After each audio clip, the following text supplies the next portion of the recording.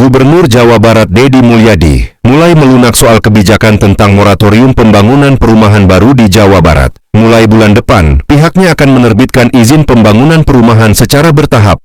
Gubernur yang akrab disapa KDM atau Kang Deddy Mulyadi itu mengatakan bakal menerbitkan izin pembangunan perumahan di Jawa Barat secara bertahap mulai Februari 2026. Hal itu disampaikan usai menerima kedatangan Menteri Perumahan dan Kawasan Permukiman (PKP) Marwarar Sirait atau Bung Ara bersama sejumlah pengembang di kantornya di Bandung, Jawa Barat pada hari Kamis 22 Januari 2020.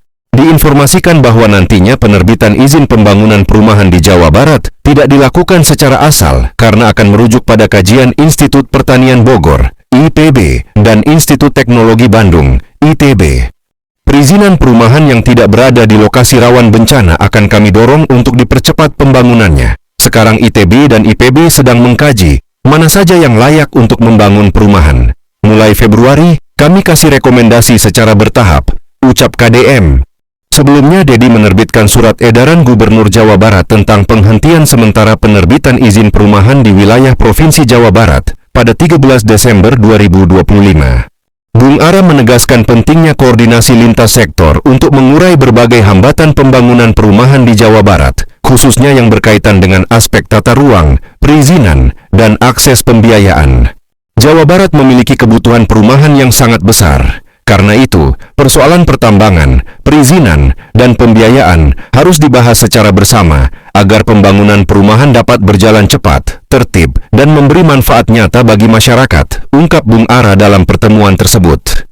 Kemudian dalam kesempatan itu, Bung Ara juga menyampaikan apresiasi dan terima kasih kepada Gubernur Jawa Barat, Deddy Mulyadi atas komitmen dan dukungannya yang konsisten terhadap program-program perumahan di Jawa Barat.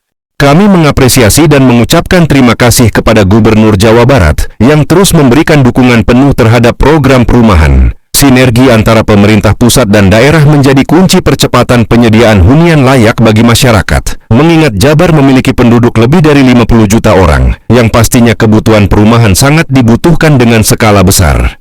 Di sisi lain, KDM juga menegaskan bahwa jika pembangunan rumah di Sawah Bantaran Kali akan tetap dilarang oleh Pemprov Jabar.